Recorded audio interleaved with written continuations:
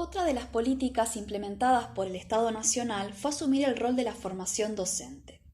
Para ello se crearon las escuelas normales, donde se formaron las y los docentes, en su mayoría mujeres, que iban a cumplir esta función que se consideraba civilizadora.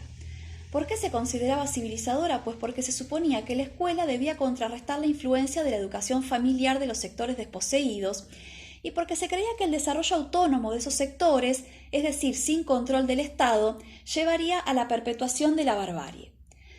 Se le adjudicó a la docencia una función misional, como un apostolado laico. La docente o el docente eran el representante del Estado en el territorio y debían inculcar en las niñas el respeto por la sociedad instituida.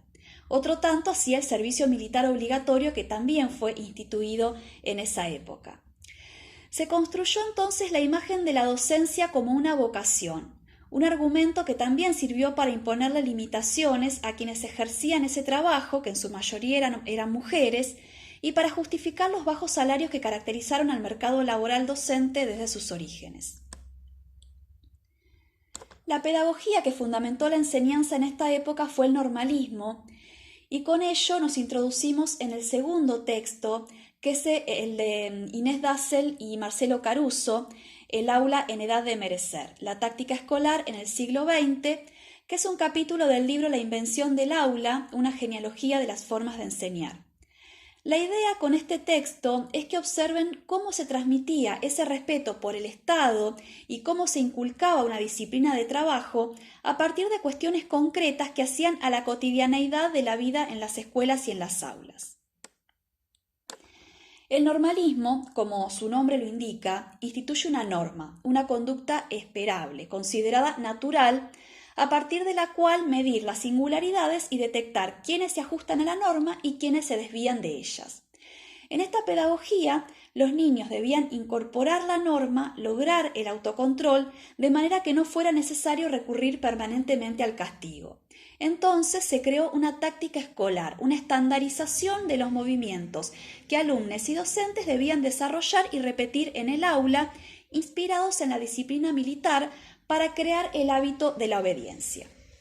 Por ejemplo, se regularon los tiempos destinados al estudio, al ocio y a las actividades corporales, con horarios de entrada y salida a la escuela y con tiempos para el trabajo en las aulas, las actividades de educación física y recreativas y los recreos. Se introdujeron las disciplinas como lengua, matemáticas, historia, geografía, ciencias naturales, es decir, la escuela ya no solo enseñaba a leer, escribir y contar.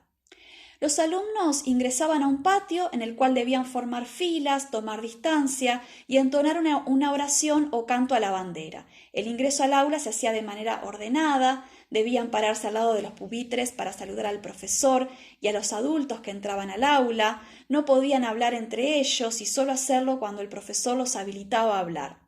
Esta táctica estableció además premios y castigos. Por ejemplo, ¿quién merecía llevar la bandera de ceremonias? Aquel alumno o alumna que más se había acercado a la norma, es decir, quien era aplicado, quien había obtenido buenas calificaciones, quien desarrollaba buena conducta, quien no faltaba nunca, es decir, las habilidades que se requieren para trabajar en una economía capitalista, o sea, alcanzar buenos resultados, producir mucho y bien, obedecer sin protestar y adaptarse a los ritmos de trabajo y no faltar nunca. Se configuró así un espacio escolar y en particular un aula en función de los intereses y necesidades de la sociedad, no de los alumnos. Ese aula con los bancos dispuestos en fila, donde todos los alumnos están obligados a mirar a un maestro o maestra y a un pizarrón ubicados en el frente, tendía a evitar que los alumnos y alumnas se comunicaran entre sí y favorecer que pudieran ser vigilados y vigiladas por la docente. Los edificios escolares también se estructuraron con la misma lógica. Si bien fueron muy variados, de hecho se adaptaron viejos edificios o se utilizaron ranchos, es decir, depende el espacio geográfico en el cual estuviera ubicada la escuela, lo cierto es que el modelo que se impuso en la construcción de las nuevas escuelas en la primera mitad del siglo XX fue el de un edificio con el patio en el medio, el mástil y alrededor las aulas, de manera que tanto lo que ocurría en las aulas como lo que sucedía en el patio pudieran ser vigilados. Además, se estableció el gradualismo. Las escuelas pasaron a tener varias aulas en función de las edades de los alumnos y alumnas, es decir, del desarrollo biológico, pero también de sus logros y conocimientos, porque quien no alcanzaba los logros estipulados para su nivel, para su edad, repetía el grado. Esta era una educación masiva propia de una economía capitalista donde prevalece la producción en masa y a todos se les enseñaba lo mismo y se les imponían las mismas metas, pero el hecho de que la educación fuera masiva e igual para todos y todas no significaba que fuera igualitaria. Es decir, aunque el discurso que legitimaba a la educación decía que esta educación era igualitaria, en realidad no lo era. Es decir, en la práctica tendía a reproducir las desigualdades sociales. ¿Por qué? Porque la escuela establecía un sistema de clasificación diferenciado entre aquellos que alcanzaban la norma y por lo tanto podían seguir ascendiendo en el sistema y quienes se desviaban de esa norma y eran expulsados del sistema o bien enviados a las escuelas especiales. Muchas veces tendió a determinarse a priori quiénes triunfarían y quiénes fracasarían en la escuela en función de las condiciones socioeconómicas de las familias de las cuales provenían los alumnos y alumnas.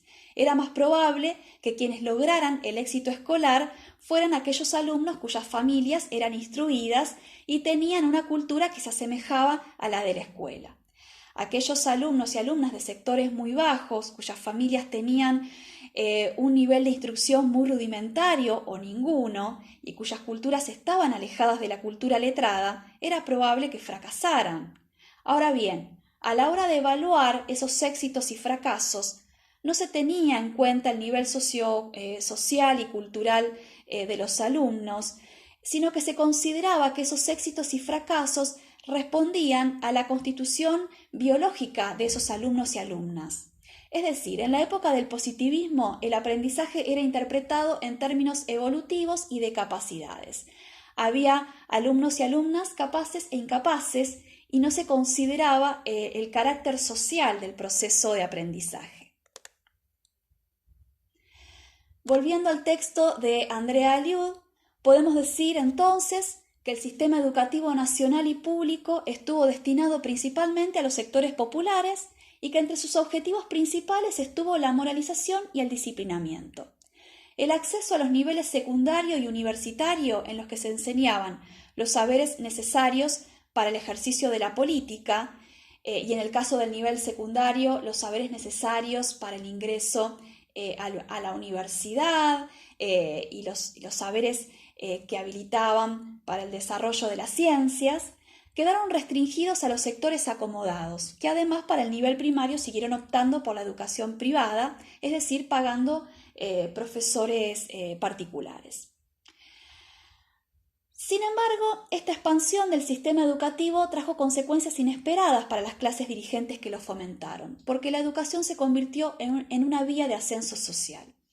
En términos generales, la Argentina se encontraba en una etapa de expansión económica y ello favoreció la emergencia de una clase media. A lo largo del siglo XX, los sectores medios y populares presionaron para ingresar a los niveles más altos del sistema educativo y para lograr el acceso al gobierno y a la representación política. Tampoco podemos dejar de mencionar en esta época, es decir, comienzos del siglo XX y en toda la primera mitad del siglo XX, a las mujeres que también habían estado excluidas de los sectores más altos del sistema educativo.